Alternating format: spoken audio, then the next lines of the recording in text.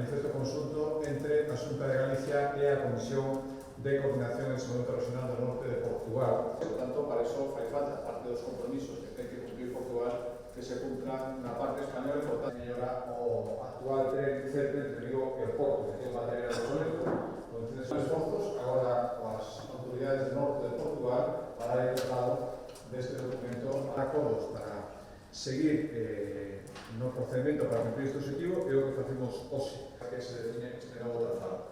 Recordo que son casi 15.000 vehículos diarios que utilizan agora mesmo esta licitación o proxecto de execución do trazado non o de hoxe, sino do que xa estaba aprobado anteriormente, a adquisición de centros de proceso de datos de servidores, a instrucción da súa encomenda de ir adaptando estes novos servidores. Un importante acordo que ten que ver co sector primario. Hoxe, o Consello da Xunta de Galicia deu visto bo definitivo o estado de execución das axudas do PAC en Galicia, rematado todo o proceso de distribución. Está executado o 100% dos máis de 211 millóns que recibiu Galicia para este período provenientes da PAC, da Política Agraria Común.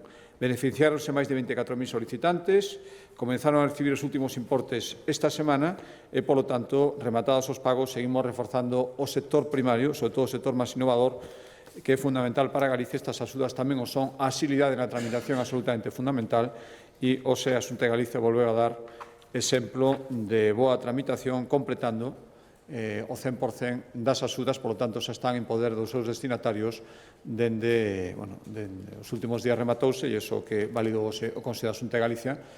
Con estes últimos pagos, desde o Goberno galego, completamos en tempo e forma, como xa o anunciaramos, o 100% dos máis de 211 millóns de euros concedidos a Galicia para esta campaña da PAC. A política agraria común é de vital importancia para a nosa comunidade. A través destes fondos podemos, por exemplo, impulsar o relevo xeneracional, que é e seguirá sendo unha das nosas prioridades de cara aos próximos anos nesta Consellería. A PAC é unha aposta clara polo futuro do sector primario, pero o máis importante de calquera política a maiores do obxectivo final que persegue é que sexa útil. E a utilidade demóstrase no día a día. Por iso, dende a Xunta de Galicia, sempre solicitaremos unha menor carga burocrática na tramitación da PAC. Xa o solicitamos moitas veces ao Ministerio e á propia Comisión Europea e seguirémolo facendo, sobre todo nestes momentos que estamos ante o novo período 23-27. E do mesmo xeito que trasladamos peticións en Galicia dentro das nosas competencias, cumprimos. Por iso, a finais do 23 xa tiñamos realizado a maior parte dos pagos desta campaña, case 140 millóns de euros.